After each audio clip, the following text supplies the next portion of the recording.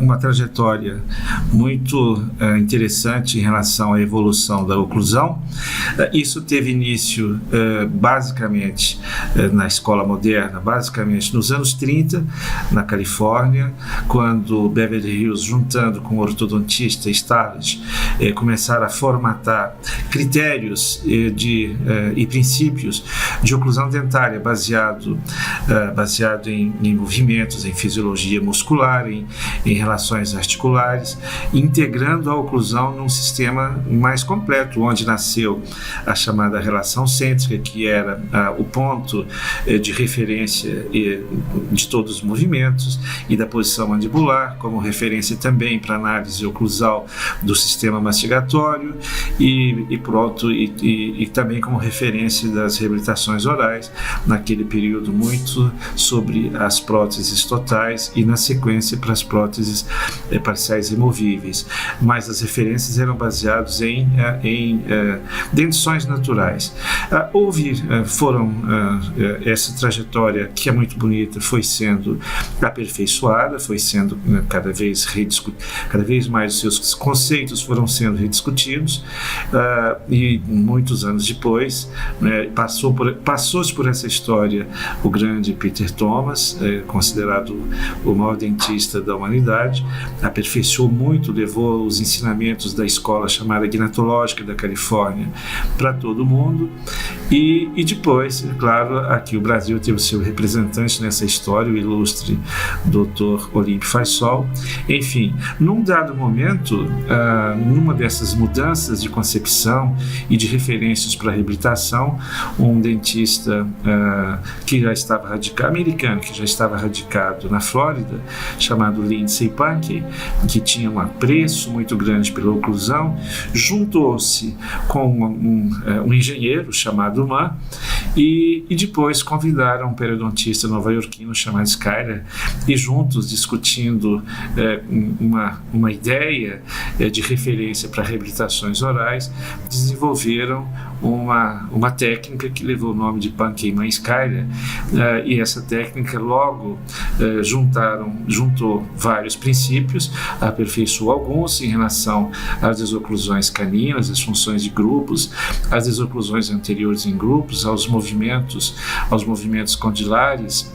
as determinantes oclusais. Fundiu-se vários desses conceitos, houve um aperfeiçoamento, e essa escola até hoje é ainda uma referência em muitos países do mundo. Essa linha de raciocínio e de transferência da reprodução dos registros e movimentos para os articuladores e tal recebeu o nome de escola de proteção mútua, oclusão mutuamente protegida, que até hoje é ainda presentemente uma das referências para as reabilitações orais. É interessante fazer uma alusão a esse entendimento, e porque ele de fato transmite boas informações em relação a algumas abordagens, em condições clínicas variadas. Portanto, por oclusão mútua se entendeu na altura de que o sistema, primeiro é importante entender a relação da proteção mútua, o que significaria, em tese, de que certas estruturas estão capacitadas para proteger outras estruturas em determinadas situações, no caso do sistema mastigatório, em determinadas funções. Portanto, por esses princípios e por uma lógica da natureza, os dentes posteriores, na medida em que apresentam uma topografia praticamente vertical, né, que tem um longo eixo do seu processo coronário radicular bem vertical, portanto, e também paralelo em relação ao ligamento periodontal e ao próprio trabeculado ósseo, esses dentes, na medida que há um fechamento, e é interessante relembrar de que o indivíduo toca os dentes a cada vez que faz uma deglutição em função dos movimentos do supra e infraioídeos, para que haja uma estabilidade da mandíbula para essa deglutição. Se considerarmos que o indivíduo tem, portanto, de 600, 800 até 2.000 deglutições a cada 24 horas, seriam 600, 800 1.700 até 2.000 contatos dentários a cada 24 horas do ponto de vista funcional. Estamos falando de deglutição, não estamos falando de parafunção, de bruxismo cêntrico, onde o indivíduo permanece muito mais tempo, né, em geral com os dentes em contato fixo. Dessa forma, os dentes posteriores, funcionalmente falando, pela sua posição, seriam responsáveis em deglutição, em contato de fechamento, em proteger o setor anterior, né, que teriam em média uma angulação, segundo a referência, portanto, de ângulo, o classe 1, que seria uma referência de ideal da arcada em torno de 45 graus, portanto, o incisivo inferior, onde nós teríamos um dente mais verticalizado, se tocasse com sobrecarga ou com carga prematura no incisivo superior, com essa angulação associada a uma parede vestibular óssea dos incisivos superiores, em geral mais fragilizada, a tendência desse contato é que haja, portanto, uma movimentação dos dentes superiores em nível de diastema, de mobilidades, perdas ósseas, etc., e em nível de restauração que haja uma certa agressão às restaurações, com possibilidades de repercussões, de fracassos, fraturas, etc. Muito bem, então os dentes posteriores formam como se fosse uma mesa oclusal com 4 ou 8 pernas estáveis, bem estável, e protege por essa linha de raciocínio dessa filosofia oclusal. Esses dentes, portanto, protegem os dentes, não só os dentes, o complexo periodontal, as restaurações, etc. Esse princípio é válido para análise em muitas situações, desde as dentições naturais até as reabilitações orais, tanto as reabilitações ortodônticas, tanto as reabilitações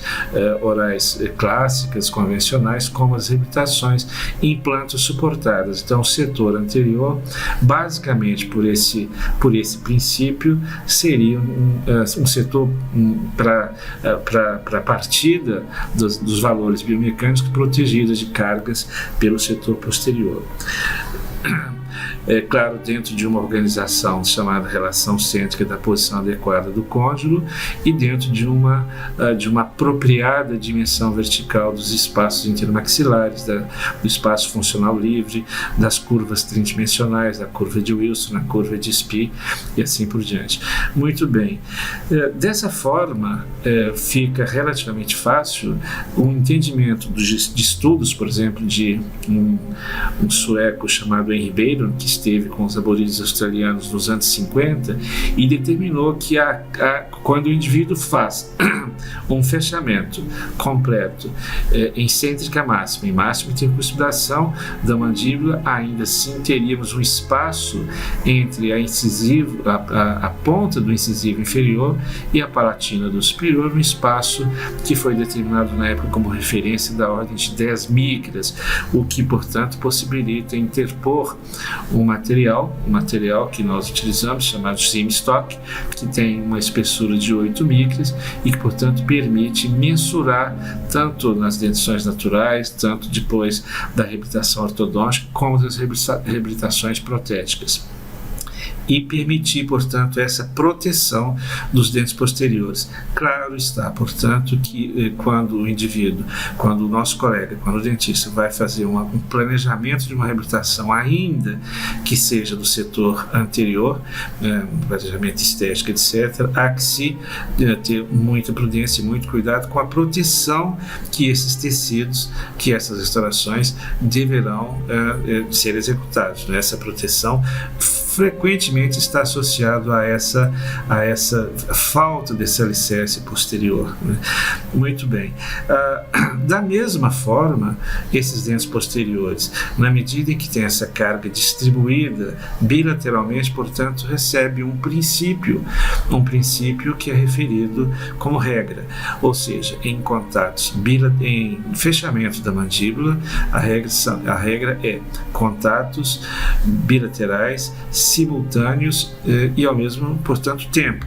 E daí é mais um recurso de interpretação para que o indivíduo coloque um papel articular e faça um equilíbrio desses contatos da forma mais estável possível em relação aos dois lados dos dentes posteriores. Da mesma forma, esse raciocínio também é válido como proteção dos tecidos temporomandibulares, ou seja, os tecidos temporomandibulares e o setor anterior em cêntrica máxima não deveriam, à partida, sofrerem compressões, tensões, porque os tecidos não estariam, em tese, preparados para receber esses impactos. Estamos falando ainda de impacto funcional, de deglutição e de fechamento. É claro, quando vai se falar de parafunção, aí é muito mais ainda, digamos, complexo esse entendimento e a importância da aplicação desses princípios. Dessa forma, se nós falamos aqui no setor anterior em micras, nós vamos comentar aqui no setor posterior em milímetros. Então, é estabelecido por vários estudos, talvez um dos mais interessantes tenha sido publicado pelo Dr. Robert Hicks, um grandíssimo anatomista que veio ao Brasil durante muitas vezes, em toda a sua trajetória profissional, e que estudou muito e que trabalhou muito com a articulação, e ele tinha uma referência desses espaços biológicos. Um radiologista também, o Lawrence Weinberger, aí nos anos 50 também tinha uma determinação, de modo que há aqui um certo consenso com pequenas variações dessa posição condilar. Todos, contudo, estão de acordo que os tecidos intra-articulares, os tecidos intracapsulares, sobretudo do ponto de vista das características histológicas e morfológicas, cartilagem e outros tecidos, não deveriam ser comprimidos com sobrecargas. Portanto,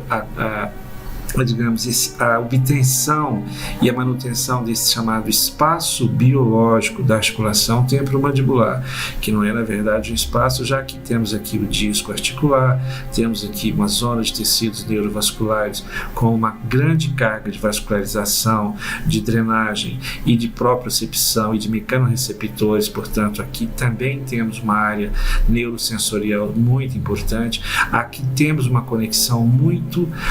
íntima com os tecidos e com as funções auditivas. Aqui temos a fissura petrotimpânica, que ainda em muitos adultos ela permanece, portanto, há em muitos adultos uma conexão fibrosa entre essas duas cavidades, portanto, passa a ter uma importância significativa a manutenção ou a obtenção desse espaço, e quando ele já existe, a manutenção em relação a essas questões funcionais dos tecidos temporomandibulares. Muito bem, portanto, isso é o que se chama de proteção mútua, oclusão mutuamente protegida. Repetindo, portanto, a regra é que os dentes posteriores em cêntrica máxima suportam as cargas, eles estão preparados do ponto de vista morfológico e radicular, e até no trabeculado ósseo, para a recepção dessas cargas e para neutralizar estas cargas, e nessa função cêntrica, o setor anterior está protegido destas mesmas cargas, para que não haja riscos de repercussões clínicas negativas, e da mesma forma a proteção do periodonto e do processo alvéolo-dentário individual, ou seja, que essas cargas individuais em cada dente também sejam direcionadas ao longo eixo, que elas sejam cargas axiais, e entramos, portanto, aí numa questão também de oclusão, chamada tipos de contatos, cúspide fossa, cúspides contra a crista marginal, que na terminologia da prótese chama-se dente A2, ou seja, a ponta de uma cúspide entre duas cristas marginais, e, portanto, todo esse equilíbrio é super importante para as reabilitações orais. Portanto, essa é basicamente, resumidamente, o que se chama-se de oclusão em proteção mútua, oclusão protegida. A interpretação dessa linha, ela é claro, ela tem toda ela é cheia de fundamentos, mas simplificando é esse processo, e o profissional que por acaso tiver esse entendimento está com uma boa capacitação para fazer os seus planejamentos em nível de reabilitação oral, em nível de reabilitação ortodôntica, e ter resultados bastante favoráveis.